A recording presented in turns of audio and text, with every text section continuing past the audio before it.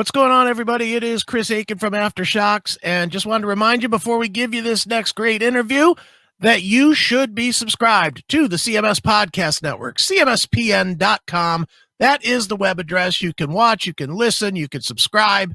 Everything you need to do to catch not only this episode, but everything that we've done in the past. It's all over there on the CMS Podcast Network, as well as great shows from the Classic Metal Show, Shockwave Skull Sessions, Talk to Me, and of course, Aftershocks TV. So sign up today and you will never be without entertainment again. All right, enough of this. Let me give you the interview you came here to see.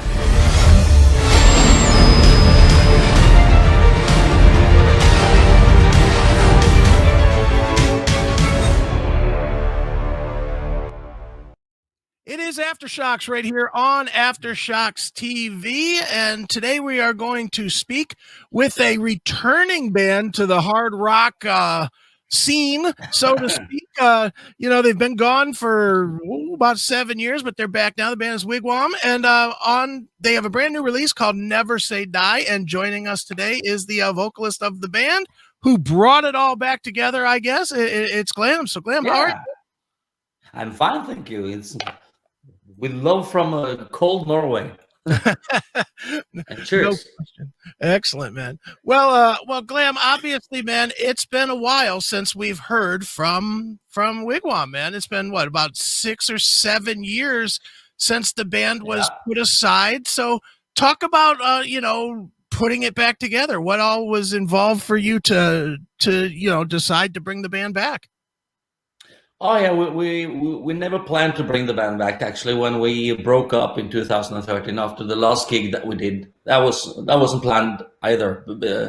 I just walked away from the gig saying this was the last show. And when I drove from that venue, I didn't look back. I started a brand new band called Nordic Beast with Mickey D from now Scorpions, then Motörhead, and John Norum and Mick Michaeli from Europe, and I started a new band called Ammunition.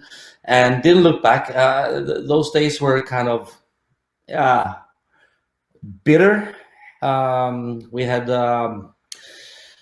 some quarrels within the band, and we lasted for many years. I didn't have a good time in the band for many years. So leaving the band was it really felt good back in the days. After a while, I started to miss the guys, my friends, my brothers, and I started to make some phone calls. Actually, the first guy to invite me backstage was actually Tron. I attended one of his gigs with Dream Police, and someone had noticed that I was in the audience concert tent, the Wig Wam, and invited me backstage. So we had to sit down there, a couple of beers, and talked about the good old days, and started to connect again. And after a while, I invited him to my home, sat down, had a coffee. It lasted for 2 hours, I think, and we talked about all the bad stuff, the bad shit, and made amends. And I did the same with the other guys. And after a while, I revealed that I had received some offers from Norwegian Broadcasting that really wanted us to do a shock appearance in the Eurovision Song Contest, in the break. Mm-hmm. Had received maybe 3-4 offers from them, but then the last time they asked me, I said, let's think about it, because we have started to talk again. Okay. And we decided to do that, and that was supposed to be in 2020, but it was of course postponed or canceled. Sure. Not because of COVID, because we were supposed to do a shock performance there in my dreams, and hopefully a new song. But after we started to talk again, and we started to write some music again, we thought, hey, should we release a brand new single or something while doing that TV show? That would be smart. If we're doing this shock appearance, let's present a brand new song and release a single, and maybe even do a couple of festivals. Wouldn't that be cool? Yeah. Right. And so we accepted an offer from Tons of Rock in Norway. That Iron Maiden was supposed to headline, and we thought, that would be cool. the problem was that Tons of Rock really wanted to promote their bill in November 2019, and that kind of fucked up the the thing about Eurovision Song Contest and that being a shock performance. Sure. So we had to decide doing the Tons of Rock festival or doing that TV show, and we picked, for obvious reasons, Tons of Rock, and Tons of Rock was cancelled. Just you can't seem to get shit year. It's been a shitty year. I'm with you, man. Well, talk a little bit about, when you got the guys back together. It's one thing to fix relationships, but it's another thing after a long time apart to recapture the magic, and I know magic's a word that's thrown around, but to recapture that vibe, it's tough to recapture that vibe, especially for someone like you that went out and played with different people and had to learn a different way to create or learn a different set of people to create with. Was it difficult to get back with the band, or did you have to kind of teach yourselves a new way of working? No, it was easier than I thought it would be. Actually, it took me one visit to Tron's studio, and we sat down and we decided, maybe we should look at some songs. And he presented, the demo for Never Say Die, the song. I thought it was damn cool, and I thought, maybe I should sing it. Maybe we should do something about this song. And I recorded it, and we soon we started to write songs together, just with acoustic guitars, and hit it off easier than ever. And it hasn't been this easy making a Wig Wam album since maybe the first one. Okay, wow. And you guys, because we didn't have a schedule, we didn't have any plans to make an album. We made this album without having a record deal. We just thought, let's write songs. And when, most of the songs were done, we thought, this is sounding great and we're having a good time. Sure. Let's release this stuff. So that's when we started to think about, releasing a whole album. Yeah. Sure. Now, maybe it's just me, Glam, but from what I hear, this record sounds a lot more raw than the previous work that you guys had done. It's a little more punch in the face-ish type of rock than maybe some of the other records. Not that the other records were bad, but this one just feels like it feels more like you guys are jamming than writing for a record. Is that sort of accurate? Yeah, kind of. And we're older, and we're wiser, and we know what we want. And for my own sake, my voice is a bit rougher now.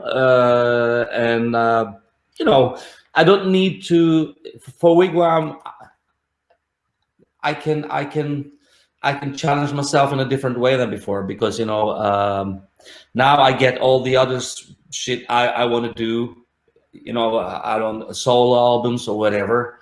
Wig Wam is supposed to sound this way. Back in the days, we made an album and that was it, and that's how you were supposed to come through. That's the sound of your voice and the songs people were supposed to hear, and that was your identity. Nowadays, I can place my personal identity on my solo albums, right? And I can do what's more suitable for Wig Wam with Wig Wam, because I have in different channels, and the same goes for Trond and the other guys. We have different channels now, different bands, and we can do what suits us best to do for the purpose of Wig Wam, and let's make the best possible Wig Wam album without thinking about, maybe you want to play even dirtier and more down-tuned, but you can do that with the Dracula stuff or with the other guys. Sure. For this album, let's be what Wig Wam's supposed to sound like in 2020, and that's right. I think we managed to do that, and we're hungry. Right. Well, and it shows, because it's very aggressive. It's very, like I said, it's very in your face. And you know, certainly the first song that everybody's heard was Never Say Die. And, you know, it seems like a very fitting, you know, fitting song to bring the band back with, because it really does kind of say, you know, nothing's going to get in the way. And yeah. So talk a little bit about we learned that lesson well. Yeah. Well, talk about that song and specifically this video, because the video is great. I was blown away by the video, man. It's very good. Cool. That's good to hear. When we decided on, are you there? Yeah, there. yeah. When we decided on the video, which song to release as the first single, Never Say Die, I had an idea in my head that we were supposed to be, you know, like we were supposed to come up from the sand in a desert. Right. I actually had a video idea for this video, so we were supposed to come up from the sand, and you know, to regain, you know, the power. We were going to march, you know, for the right to rock again, you know, and people would join in, the old, you know, Wig Wam maniacs would join in on bikes and different cars and stuff like that. It ended up being pretty hard to find somewhere looking like a desert in Norway, and especially if you're going to put a lot of sand, you know. So dealing with that, we found an old worn down factory about to be demolished, and we changed the idea kind of. So we came out from, you know, the ruins, and, you know, like the phoenix, the rising of the phoenix, you know, we were back again with more grittiness, you know. As you might have noticed, there's no lipstick now, and we're, you know, we look a bit more worn. I mean, we're older, we're bigger, but we're still hungry, and we're ready to kick some ass. Well, I just saw, you know, the Jeep scene there. It looks almost like, you know, in Afghanistan, right? It's a rock and roll jihad. Yeah, exactly. It's this post-apocalyptic video, which is so great, man. It's just it's a fun video, man, and for people that are not aware of the band, but for anybody that doesn't know of the band at all, this is a great place to start, because it's, you know, unlike so many bands these days, they put out a video of them playing. You know, that's all they do. They just play, and that's it. And you really went the extra mile to really give. If all they know of you is these 4 minutes, they're still getting a little bit of a show, which is great. You know, that's cool. You know, I mean, today, you know, the record companies, they really don't want to pay money to make videos like this anymore.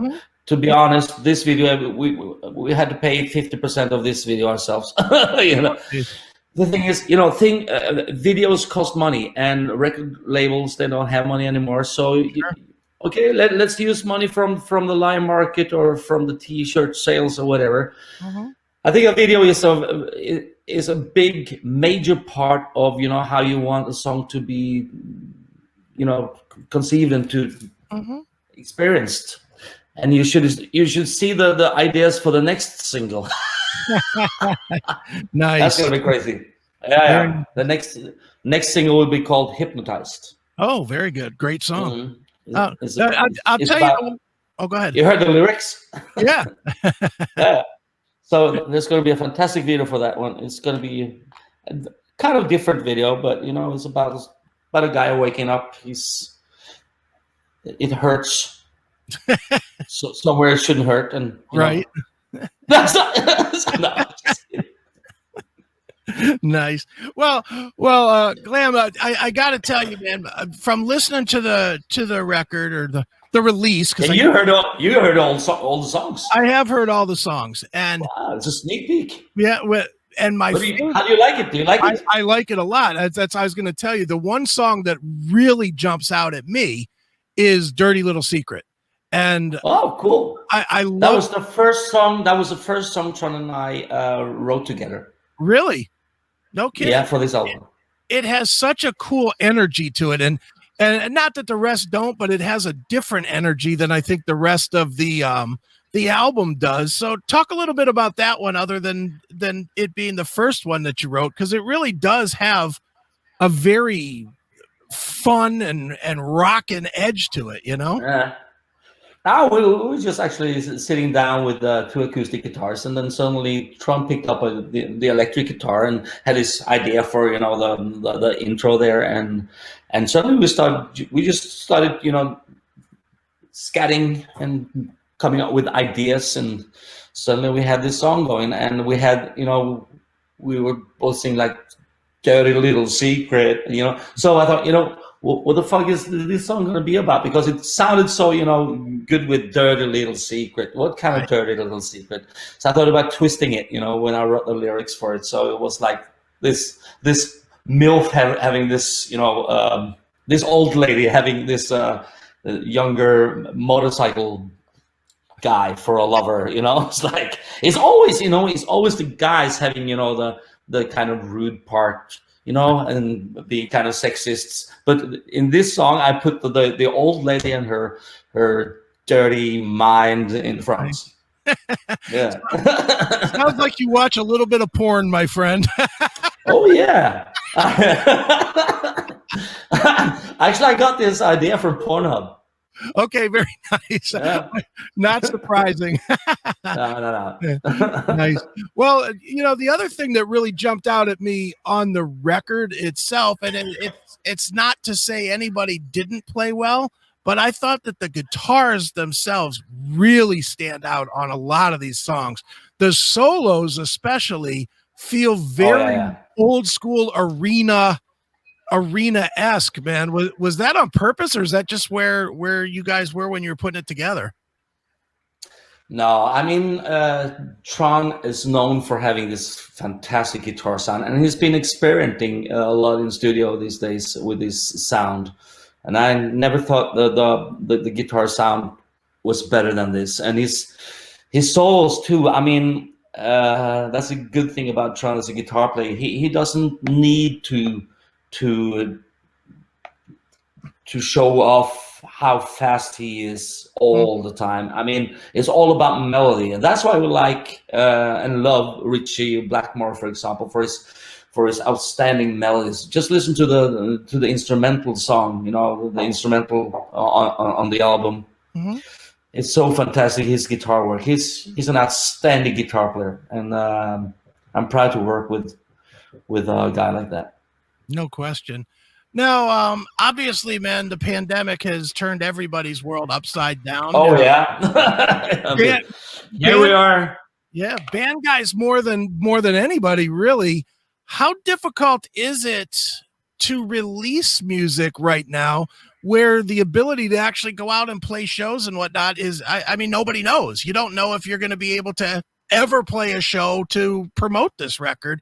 You know, is that a scary thought for you, or do you just kind of do it and the cards fall where they do? Let me tell you one thing. It's very easy to release music these days, but it's very hard to go out on tour and promote it. But, you know, the good thing about, you know, releasing new music these days is that people are at home. They're on Facebook, and they're actually available for new music. They have ears and they have nothing else to do. So how about listening to our album and to get to know all the songs? And then later when we go out on tour, you're able to hear the songs that you already know. In back in the days, you know, you'd release an album and people will listen with half an ear, and they everything goes so fast. Yeah. You know, in the normal world. Now it slows down. People get more big chance now to relax and to listen to new music and to discover new music and to discover Wig Wam. Sure, but yeah. I'll play devil's advocate. That's a good thing. It is, but that's a good thing. It could go the other way though, because they're doing that with every band though now as well. It almost makes the competition that much harder, no? Oh, I don't think it's. Oh, I don't know. I hardly hear new music, but you know, so many new releases now. I don't follow. Oh, there's I live up here in Norway. I still send smoke signals and Nice. Well, I'll tell you what, man. Why don't you tell people where they can go to keep up with Wig Wam and to pick up Never Say Die and all that good stuff? Oh yeah, you can go to wigwamofficial.com. That's our official website, and of course on Facebook. We'd love you all to follow us on Facebook, Wig Wam Official, and we're often there personally and answering questions. So yep, send us a note, and we're happy to say that we were already planning our tour. Okay, and we're definitely going to tour this album. Good, very good. Hopefully coming over there too, if you get rid of that fucking pandemic. Oh. Well, believe me, man, I think I could speak for every American, no matter what they believe, no matter what they think. Every one of us wants to get rid of the pandemic. There's nobody that says, yeah, let's keep it here some more. You have to wear your masks. I hear you. I'm not a big mask guy, but I don't go anywhere. It doesn't matter. Oh, yeah. Nice. Well, I'll tell you what, man. Thanks so much for coming on, and we appreciate you taking the time to check in with the Aftershocks. It's been a pleasure. Awesome. Thanks for listening to Aftershocks. For more episodes, go to our website at www.aftershockspodcast.com. Visit us on our Facebook, Instagram, and Twitter pages for more news and information on the podcast. And be sure to subscribe, listen to, and review all episodes on YouTube, Spotify, Apple Podcasts, and all other podcast platforms. For your music listening pleasure, visit our website or go to www.shockwavesradio.com. For all comments and questions, please email us at info@aftershockspodcast.com.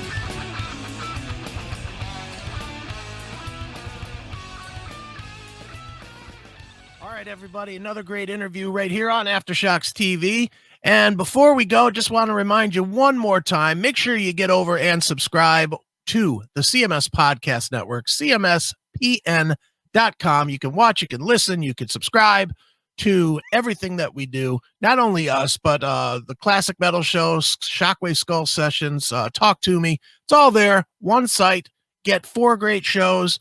Never have to do anything again but be entertained. So check it out, cmspn.com, cmspn.com, cmspn.com. Until next time, folks.